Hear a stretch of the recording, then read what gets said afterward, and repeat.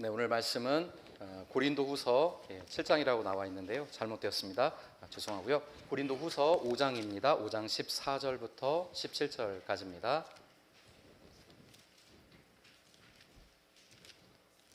고린도후서 5장 14절부터 17절까지 다시 한번 우리 교독하겠습니다. 제가 먼저 14절 받들어 읽겠습니다. 그리스도의 사랑이 우리를 강권하시는도다.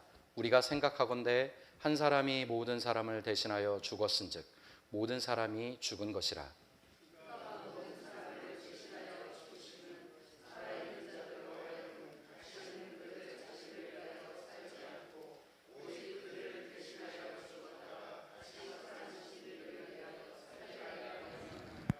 그러므로 우리가 이제부터는 어떤 사람도 육신을 따라 알지 아니하노라.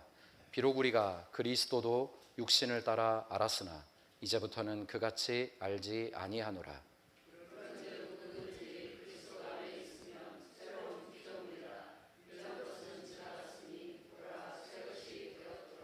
아멘. 네, 오늘은 주보에 나와 있지 않은 조금 특별한 순서가 있습니다. 특송하는 순서인데요.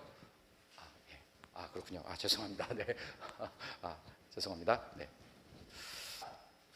기도하고 시작하겠습니다. 잠시 제가 기도하겠습니다. 사랑하는 하나님, 은혜 감사합니다. 오늘 이 귀한 시간 저희들을 이 자리로 인도하여 주시니 고맙습니다. 하나님이 함께 하셔서 귀한 말씀 잘 알아듣게 하시고 깨닫게 하여 주옵소서. 깨닫는 그대로 주님 더 사랑하는 신앙의 길 복되게 걸어가도록 인도하여 주실 것을 믿습니다. 감사드리옵고 예수님 이름으로 기도드렸습니다. 아멘. 네, 오늘 여러분과 함께 저는 고린도후서 5장 17절 이 말씀을 가지고 좀 나누려고 합니다.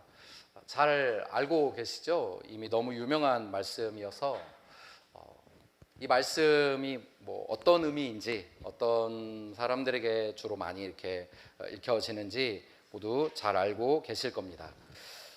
이 말씀에서 저는 오늘 여러분들과 우리가 신앙생활을 하면서 어떤 시선으로 사람을 보아야 하는지, 또 신앙에 대해 생각해야 되는지를 좀 나누려 하는 마음이 있습니다. 이 말씀이 오늘 우리가 신앙생활하는 이유이기도 하고, 또 교회라는 공동체를 어떻게 세워가야 하는지를 가늠할 수 있는 어떤 기준이 되기도 합니다. 그래서 이 말씀 안에서 변화라고 하는 매우 중요한 특징을 가지고 예수님을 믿고 또 그 믿는 사람들이 모이는 교회는 어떤 모습으로 성숙해 가야 할 것인가를 함께 여러분과 나누겠습니다. 두 가지를 나누려고 하는데요. 오늘 제목이 참된 변화, 새로운 변화입니다. 그러니까 교회 공동체 안에 있어야 될 중요한 특징은 두 가지입니다. 하나는 참된 변화입니다. 교회는 참된 변화가 있는 곳입니다. 우린 어떤 상황에서든 영향을 다 받습니다. 날이 더우면 사람들이 옷을 가볍게 입죠. 그죠? 날이 추우면 옷을 두텁게 입습니다. 상황이 주어지면 거기에 맞게 우리가 변화되는 것이죠. 신앙도 마찬가지입니다. 상황에 따라 우리 안에 변화가 생기는데 예수님을 믿게 되면 진짜로 변화가 찾아옵니다. 생각이 변하고 마음이 변하고 태도가 변합니다. 제가 참된 변화라고 말하는 것은 그 변화가 우리를 이상하게 만드는 게 아니기 때문입니다. 오늘날 예수님을 믿지 않는 비신자인 사람들에게 교회가 어떤 모습으로 보이는가 했을 때 사람들, 비신자들의 눈에 비친 교회는 우리가 생각하는 신천지와 매우 비슷합니다. 가면 되게 사람들이 이상해지는 곳, 가면 뭔가 좀 안 될 것 같은 이런 마음을 품게 됩니다. 그래서 변화해야 된다라고 하는 말을 많은 사람들은 조금은 두렵게 느끼기도 합니다. 근데 교회는 변화가 있는 곳입니다. 근데 저는 그 변화를 참된 변화라고 말씀드리는데 왜? 이 변화는 우리를 더 하나님의 형상으로 온전하게 만드는 변화이기 때문에 그렇습니다.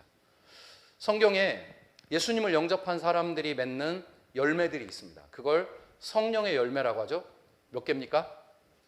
예, 9가지 성령의 열매 기억하시죠? 주님을 믿으면 우리 안에서 오는 변화는 이런 열매들로 나타나는 것이죠. 더 사랑하려 하고요, 더 기뻐하려 하고요, 더 절제하고요, 어떤 상황 속에서 더 온유하게 살려고 합니다. 그런 변화.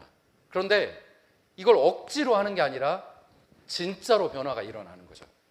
주님을 영접하면 이 사람이 주님과 동행하는 그 과정에서 조금씩 이런 변화들이 일어납니다. 복음은 한 사람에게 머물지 않습니다. 복음은 이 한 사람을 통해 영향력을 계속해서 흘려보냅니다. 그것이 또 다른 누군가에게 하나님의 말씀을 전하는 계기가 되는 겁니다. 향기처럼 퍼져나가지 않으면 어느 누구도 복음에 대해 귀를 기울이지 않을 것이기 때문입니다. 오늘날 많은 사람들이 교회에서 이제 이 세상에서 이제 대한민국에서는 전도 안 돼요 이렇게 말하잖아요. 그 이유가 뭡니까? 향기로 세상 사람들에게 나가지 않기 때문에 그렇죠. 교회 나가면 굉장히 이상하게 변하지 않습니까? 이상한 집회에 참여하고 막 사람들이 폭력적으로 변하고 막 막말하고 이게 하나님께서 우리에게 원하는 그 변화가 아닌 건데, 그런데 세상 사람들의 눈에 보기엔 교회는 마치 그렇게 보이니까 그런 영향력들 때문에 사람들이 이 복음에 대해 달리 생각합니다. 하지만 분명하게 말씀드릴 수 있는 것은 복음은 사람을 더 온전하게 변화시킵니다. 참된 변화에 이르게 합니다. 왜 그럴까요? 왜 복음이 사람을 참된 변화에 이르게 하는 걸까요? 그 이유는 딱 하나입니다. 이 복음 안에 그리스도의 사랑이 담겨 있기 때문에 그렇습니다. 예수님을 만나기 이전의 바울 같으면 상상도 하지 못할 일들이 주님을 만난 이후에 바울의 인생에서 펼쳐졌습니다. 그런데 바울은요, 자신이 경험했던 그 많은 일들을 무엇 때문에 감당했노라고 회고하냐면 주님의 사랑 때문에 이 모든 사역을 감당한 것이라고 회고하고 있는 겁니다. 옛날 같으면 바울이 어떻게 살았습니까? 교회 다니는 사람들을 사랑해? 웃기지도 않는 말. 그렇지 않았습니까? 많은 교회 다니는 사람들 모이는 곳에 쳐들어가가지고 끌어내고 사람들 앞에 재판하고 옥에 넘기고 그냥 현장에서 돌팔매질해서 죽이는 일에 찬성투표 던지고, 그것도 모자라서 막 분이 넘쳐가지고 이 예수 믿는 사람들을 잡아서 어떻게든 빠른 시간 안에 이 기독교라고 하는 종교를 없애버려야 되겠다고 생각했던 사람이었습니다. 근데 그런 그가 교회를 위해서 자신의 인생을 드립니다. 교회를 위해서 핍박당하고요, 교회를 위해서 많은 것을 포기할 수밖에 없었습니다. 근데 그걸 왜 했는가? 왜 그는 그토록 많은 사람들 앞에 참고 사랑을 전하며 많은 사람들을 감동시키며 그리스도께로 사람들을 인도했는가? 복음 안에 자신이 경험한 그리스도의 사랑 때문이었다고 이야기합니다. 오늘 이 고린도 후서는 고린도 전서가 있고, 그 다음에 고린도에 보낸 또 하나의 편지가 있고, 세 번째 지금 보내는 편지입니다. 교회 안에 있었던 여러 복잡한 문제들이 일단락짓고 그것이 어떻게 수습이 되어가고 있다는 소식을 서로 들으면서 이제 바울이 자신의 인생을 회고하며 고린도 교회를 위로하는 것 같은 마음으로 이 편지를 쓰고 있습니다. 그래서 이 편지 안에 바울이 사람들이 자신을 향해 했던 그 비난에 대해 일부 변명하는 말도 많이 등장합니다. 심지어 바울은 고린도 교회의 이 문제를 직면하고 복음을 따라 우리가 어떻게 변화되어야 할 것인가를 설명하면서 사람들로부터 오해를 많이 들었습니다. 욕도 들었습니다. 심지어 미쳤다, 저 사람은 미쳤다, 그런 이야기까지 듣습니다. 그런 비난을 받기 때문에 굉장히 마음이 좀 좋지 않았던 것 같습니다. 어떤 상황 속에서도 자신이 이 사역의 끈을 놓지 않는 이유는 오늘 말씀의 14절에 처음 이야기하는 대로 그리스도의 사랑이 우리를 강건하시는도다 라고 말하고 있는 겁니다. 좀 더 정확하게 이 부분을 다시 번역을 하면, 왜냐하면 그리스도의 사랑이 우리를 꼭 붙잡고 있기 때문에 내가 이렇게 행동하고 있습니다 라고 번역할 수 있습니다. 왜냐하면이라는 말이 빠져버려가지고 밑도 끝도 없는 이야기처럼 들리는 거죠. 내가 왜 참는가? 내가 왜 교회를 위해 수고하는가? 무엇 때문에 나는 이런 어렵고 험난한 인생을 걸쳐왔는가? 그리스도의 사랑이 우리를 강권했기 때문이다. 나를 꼼짝하지 못하게 했다. 바울이라고 화가 나지 않겠습니까? 목숨 걸고 복음 전하고 그렇게 아름답게 교회를 세웠는데 그 교회를 망가뜨리는 사람들을 보면서 화가 나지 않았겠습니까? 그러나 그 모든 순간에 오해를 받았던 순간조차 바울이 멈추지 않고 계속해서 순전한 복음을 전합니다. 비난이 돌아오고 미쳤다는 말을 듣고 얼토당토 않는 여러 가지 기가 차는 이야기를 들을지라도 괴로울지라도 그는 열심히 순전한 복음을 전하기 위해 노력하고 있습니다. 그 안에 시험 들고 상처받은 영혼들을 정말로 돌보려고 애를 썼습니다. 바울이요, 고린도 교회만 사역지가 있었던 게 아닙니다. 솔직히 말씀드리면 바울은요, 이 편지를 쓰는 동안 고린도가 아닌 정반대 방향으로 가고 싶었습니다. 정말로 바울의 마음은 자신이 서 있는 이 땅의 서쪽이, 고린도가 있는 서쪽이 아니라 자신의 고향이 있는 소아시아 동쪽으로 가고 싶었습니다. 거기에 있는 많은 사람들을 이미 복음을 전한 기억도 있습니다. 그 교회를 돌아보고 싶었습니다. 얼마나 뜨거운 마음이 있었는지 모릅니다. 그런데 하나님이 그걸 막습니다. 못 가게 합니다. 드로아로 가고 싶은 그 마음이 있는데도 하나님이 막고 그를 억지로 이 서쪽으로 보내버린 겁니다. 고린도 말고 사역할 곳이 없는가? 그게 아닌데 바울이 정말 어렵게 주님의 뜻을 따라 이 고린도에 온 겁니다. 거기서 얼토당토 않는 이야기를 듣고 비난을 들으니 속이 말이 아니겠죠. 그럼에도 불구하고 그가 끝까지 순전한 복음을 전하면서 고린도 교회를 수습할 수 있는 길들을 찾아 사역합니다. 참고 인내하고 견딥니다. 왜 그랬는가? 그리스도의 사랑이 우리를 강권했기 때문이다. 정말로 그분의 사랑이 아니었다면 내가 이 사역 더 이상 할 이유도 없었는데 그렇게 되었다. 복음은 참된 변화를 우리에게 가져옵니다. 바울은 고린도 교회를 섬기는 이 모든 사역이 거짓이 아니었음을 이야기합니다. 바울이 깨달은 그리스도의 사랑, 그건 정말로 놀라운 사랑이었습니다. 교회를 핍박하고 그리스도를 괴롭혔던 자신을 구원해 준 사랑이었습니다. 거기만 전부입니까? 아닙니다.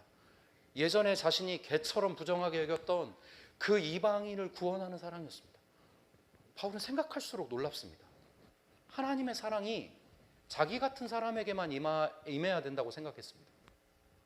바리새인이고 히브리인 중에 히브리인이고 율법에 하나도 어기지 않는 그런 순전한 나만 사랑해야지라고 생각했는데 예수님을 만나고 나니 전혀 다른 존재입니다.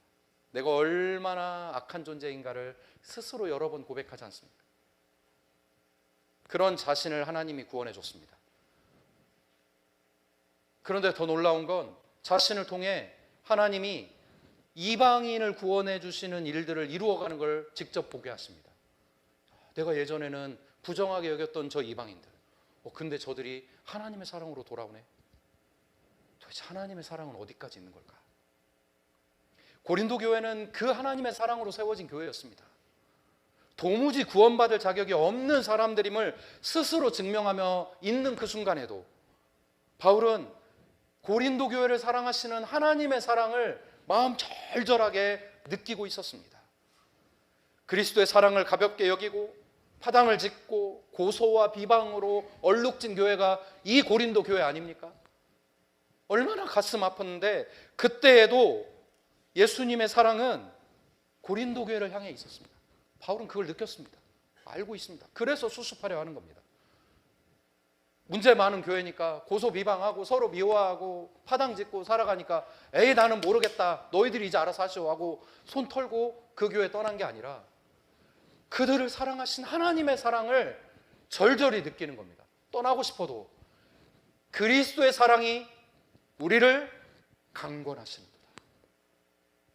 그래서 그는 이 사역을 자기 마음 내키는 대로 할 수 없었던 겁니다.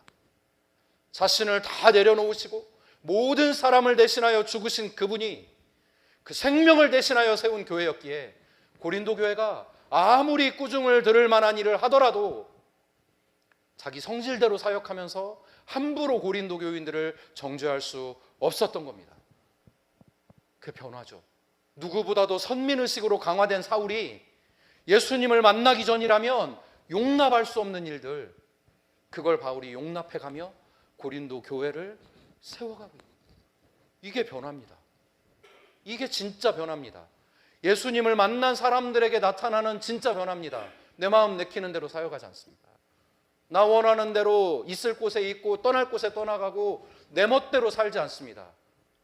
그리스도의 사랑이 우리를 강권하는도다. 그분의 사랑이 머물러 있는 곳에 서 있는 겁니다. 이 강권하시는 사랑을 아는 바울이 스스로 이런 변화의 삶을 이루어 가는 겁니다. 자기 힘으로, 자기 지혜로 고린도 교회를 조금도 더 거룩하고 조금도 더 온전하게 할 수 없다는 사실을 그는 알았습니다. 그래서 고린도전서 13장에 뭐라고 말합니까? 사랑이 전부다. 믿음과 소망과 사랑, 이 세 가지는 항상 있을 것인데 그 중에 제일은 사랑이다. 그리스도의 그 강권하시는 사랑, 그것만이 교회를 세워가는 유일한 길이다. 그게 전부다. 그 사랑 때문에 내가 사역하고 있다. 진짜 변화는 그리스도의 사랑에서 옵니다. 교회 공동체의 정말 중요한 표시들 중에 하나가 이 변화인데, 이 변화는 깨달음에서 오는 게 아니라 그리스도께서 나를 사랑하신 것을 아는 순간 오는 겁니다. 그분이 나를 사랑하신다. 나를 사랑하셨기에 내가 하는 모든 일들도 그분의 사랑으로 감당하기를 원하신다는 거죠. 그래서 바울은 이 사랑으로 교회를 섬깁니다. 하나님의 교회, 곧 그리스도 예수 안에서 거룩하여지고 성도라 부름을 받은 자들. 바울이요, 이 문제 많은 고린도 교인들을 불렀던 첫 번째 호칭입니다. 고린도 교회의 문제를 어떻게든 정리해야 되겠다. 막 힘들어가지고 이 문제를 어떻게 정리할 것인가 생각하면서 편지를 쓰는데, 그 편지의 첫들머리에 고린도 교회 교인들을 부르는데 뭐라고 부르냐면 이 나쁜 놈들아! 라고 부르지 않고, 그리스도의 사랑을 이런 식으로 대접을 해? 라고 말하지 않고, 하나님의 교회, 그리스도 예수 안에서 거룩하여지고 성도라 부름을 받은 자들, 이렇게 존중하게 표현합니다. 그리스도의 이 강권하시는 사랑이 없다면 변화 없습니다. 예수 그리스도께서 이렇게 우리를 붙드시는 사랑이 없다면 여러분, 우리도 변할 수 없는 겁니다. 우리가 주님 안에서 이 사랑을 분명하게 체험하지 않는다면 교회를 섬기는 아무리 좋은 일도 그 순간부터 율법으로 변하고 마는 겁니다. 사랑하기 때문에 하는 것과 계약을 맺어서 억지로 하는 건 다른 일입니다. 우리가 함께 모여 공동체로 있는 동안 주님으로부터 오는 이 사랑을 매일 경험하지 않는다면 우리는 어떤 사역도 희생하며 양보하며 그분의 이름을 높이는 쪽으로 사역할 수 없는 겁니다. 우리 힘대로, 우리 지혜대로, 우리 생각대로 사역하고 이걸 이렇게 풀고 저걸 저렇게 풀면 될 것 같은 생각이 들지라도 현실은 그렇지 않을 때가 훨씬 많습니다. 인간의 관계 속에서 얽히고 설키고 꼬여서 풀 수 없는 많은 문제들이 우리에게 너무나 많기 때문입니다. 교회를 세워가는 진짜 변화, 우리를 붙드시는 그분의 사랑 안에서만 나옵니다. 주님을 섬기는 그 모든 일은 나를 사랑하시는 그 사랑을 온전하게 체험하고 알 때만 가능해지는 일인 겁니다. 우리를 사랑하셔서 우리를 위해 자신을 버린 그분의 사랑을 기억하실 수 있기를 바랍니다. 우리 뜻을 주장하고 생각을 관철시키는 신앙이나 그런 사역이 아니라 진짜로 변화되는 사역, 그분의 사랑을 깨닫고 그 사랑 때문에 해가는 사역, 그 사역을 하실 수 있기를, 그런 신앙의 마음으로 되기를 주님의 이름으로 축원합니다. 두 번째로요, 교회는 참된 변화가 있는 곳인데 이 참된 변화는 동시에 새로운 변화이기도 합니다. 바울은 우리를 새로운 피조물이라고 불렀습니다. 이 말은 교회 안에 모여있는 성도들은 이 세상을 살아가는 사람들과 전혀 다른 가치를 가지게 된다는 뜻입니다. 우린 새로운 존재입니다. 근데 잘 안 와닿죠? 뭐가 얼마나 어떻게 새로워지는 건가? 와닿질 않습니다. 우리가 어떻게 변화될 것인가? 우리 생각이, 우리 태도가, 우리 행동이, 우리가 함께 있는 공동체가 어떻게 변화되길래 새로운 것인가? 이사야서의 한 대목을 읽어드리겠습니다. 새로움이란 이런 겁니다. 그때 이리가 어린 양과 함께 살며 표범이 어린 염소와 함께 누우며 송아지와 어린 사자가 살진 짐승이 함께 있어 어린 아이에게 끌리며 암소와 곰이 함께 먹으며 그것들의 새끼가 함께 엎드리며 사자가 소처럼 풀을 먹을 것이며 젖먹는 아이가 독사의 구멍에서 장난하며 젖된 어린아이가 독사의 굴에 손을 넣을 것이랴. 이사야는 하나님이 다스리는 이 나라를 이렇게 표현했습니다. 어린 양과 이리가 함께 사는 세상, 표범과 어린 염소가 함께 눕는 세상, 어린 아이가 뭣도 모르고 독사의 굴에 손을 넣어도 해를 입지 않는 세상, 정말로 하나님이 우리 안에서 가져오시는 세상은 그런 세상입니다. 하나님이 다스리는 곳은 타락한 질서, 악한 질서가 받아들여지는 곳이 아닙니다. 이사야의 이 예언은 말 그대로 이루어지는 게 아니라 정말로 하나님이 다스리는 곳에 해함이 없는, 상함이 없는 온전한 받아들여짐이 있는 그 나라를 표현하고 있는 겁니다. 이전 것은 지나갔으니 보라 새 것이 되었다. 공동체 안에 일어나는 변화는 이런 변화입니다. 이 세상이 옳다고 생각하고 보편적으로 받아들여지는 그런 인간관계들이 아니라 정말로 주님이 다스리는 사람들 사이에 일어나는 세상이 이해할 수 없는 변화, 그런 변화가 나오는 곳입니다. 교회 공동체는요, 예수 믿는 사람들이 모여서 예수 믿지 않는 사람들처럼 행동하고 그렇게 어울리는 집단이 아닙니다. 오늘 얼마나 많은 경우가 이런 경우들이 일어납니까? 예수 믿는 사람들이 모여서 예수 믿지 않는 사람들하고 똑같이 행동합니다. 똑같이 미워하고 똑같이 욕하고 똑같이 뒤에서는 뭐 하고 끼리끼리 모이고 자기들끼리만 하고 세상의 방법과 똑같습니다. 그러니 하나님의 사랑이 강건하여 그분의 이끌림을 받아 살아가는 사람들이 이루는 공동체가 어떤 것인지 우린 경험하지 못하는 거죠. 진짜로 새로운 변화인 건데.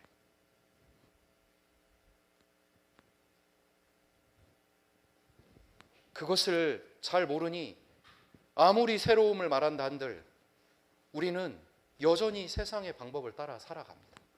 끼리끼리 모이고 연약한 고리는 무시하고 끼워주지 않는 게 인지상정 아닙니까? 그건 새로움이 아닙니다. 좋은 공동체는요, 친한 사람들이 많은 공동체가 아닙니다. 여러분, 우리 오해하시면 안 됩니다. 나하고 친한 사람 많은 교회가 좋은 공동체 아닙니다. 좋은 공동체는요, 그리스도의 한 몸 된 것을 나누는 공동체입니다. 내가 그리스도의 한 몸이라는 사실을 나누고 인정하는 공동체입니다. 우리가 다 손이겠느냐? 우리가 다 발이겠느냐?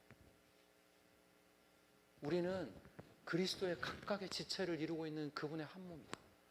그분 안엔 지위가 높은 사람도 있고 지위가 낮은 사람도 있다. 그분 안엔 부한 자도 있고 가난한 자도 있다. 그분 안엔 건강한 사람도 있고 아픈 사람도 있다. 그분 안엔 도움이 필요 없는 사람도 있고 도움이 필요한 사람도 있다.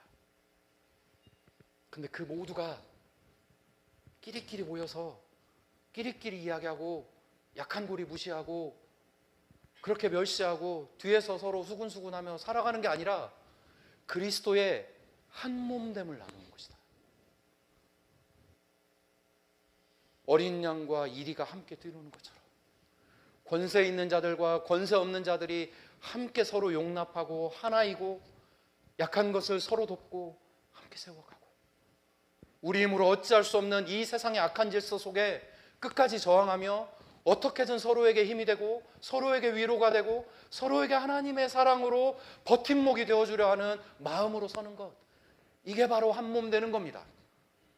부한 자가 자신의 것을 나누어 기꺼이 쓰고 연약한 자가 그 부한 것을 뭐 어떤 부끄러운 마음으로 받아 누리는 게 아니라 하나님의 사랑으로 받는 한 몸됨을 나누는 것, 그 꿈을 가지고 그 가치를 가지고 그 생각을 가지고 살아가는 게 바로 새로움입니다.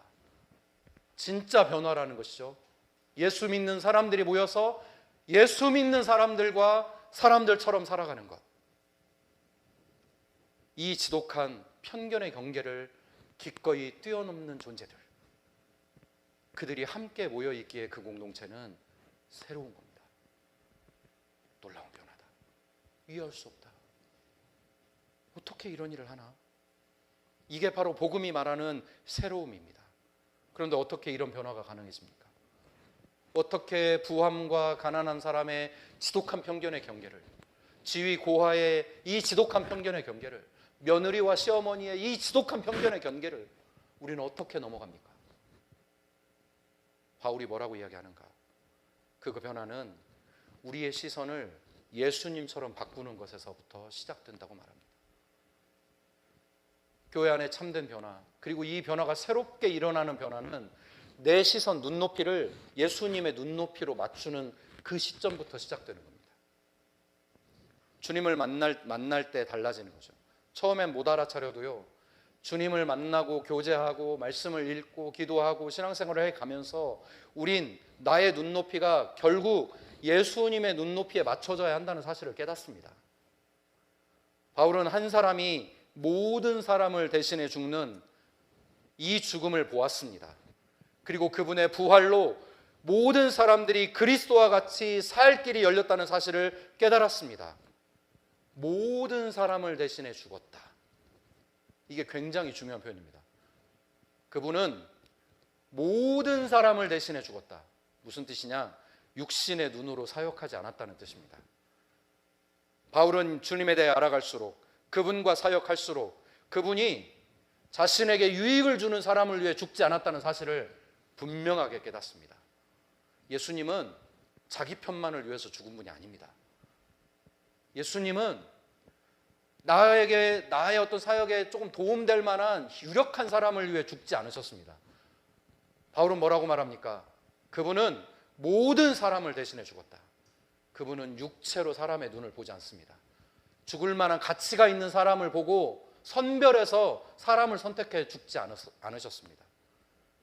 능력 있는 사람만 당신의 제자로 삼거나 십자가의 은혜를 나눠주거나 너는 내 편, 이렇게 그분은 나누지 않았습니다. 그게 예수님의 눈높이입니다. 그러니 바울은 그 눈높이에서 사역합니다. 우리도 어떤 사람도 육체대로 알지 아니하노라. 그런즉 그리스도 안에 있으면 새로운 피조물이다. 누구든지 그리스도 안에 있으면 새로운 피조물이다. 이전 것은 지나갔으니 보라 새 것이 되었다. 바울은 모든 성도들을 새로운 피조물로 보겠다고 다짐하는 겁니다. 새로운 피조물이기에 고린도 교회를 섬기고 사역하는 겁니다. 어떻게든 그 교회가 불신앙을 극복하고 하나님이 기뻐하는 교회로 서기를 원하며 이 편지를 계속해서 썼습니다. 바울은 고린도 교회가 문제를 겪고 주님의 말씀에 순종하고 성장하는 과정을 보면서 깨닫는 게 있습니다. 그리스도 안에서만 우리는 새롭게 창조된다. 이 변화는 사람이 의도적으로 이끌어낼 수 없다. 변화가 새로워지려면 주님의 시선으로 서로를 볼 수 있어야 됩니다.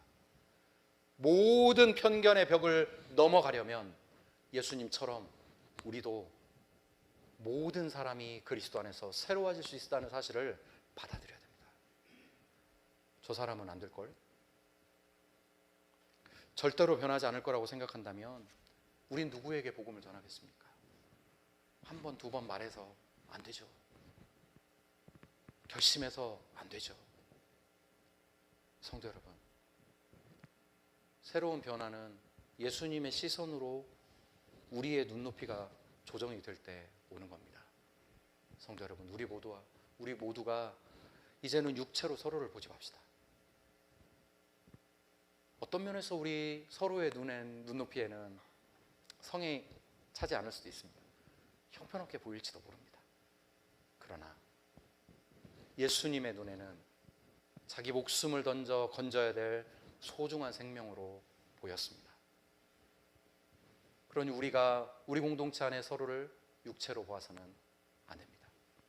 주님의 눈높이로 세상을 봅시다. 주님이 목숨을 다해 살려야 했던 귀한 성도로 봅시다. 그런 사역을 통해 세워진 교회, 세상을 변화시키는 힘을 얻습니다. 우리가 가진 복음은 사람을 변화시킵니다. 변화가 없다는 것은 진지하게 복음을 듣지 않았다는 이야기입니다. 복음은 사람을 변화시킵니다. 왜? 복음 안엔 그분의 사랑이 담겨 있기 때문입니다. 그리스도의 사랑에 대해 귀에 못이 박히도록 들으셨을 테지만 진짜 나를 사랑하시는 이야기로 듣지 못했다면 변화는 없습니다. 나는 그리스도의 사랑이 필요하지 않다고 생각하는 마음이 있는 한 복음은 나를 변화시키지 못하는 거죠. 그러나 복음과 그 복음을 간직한 교회는 진짜로 변했습니다. 그리스도의 뜻을 따라 이 세상에 선한 영향력을 나타냈습니다. 지금 우리에게 정말로 필요한 건 복음입니다.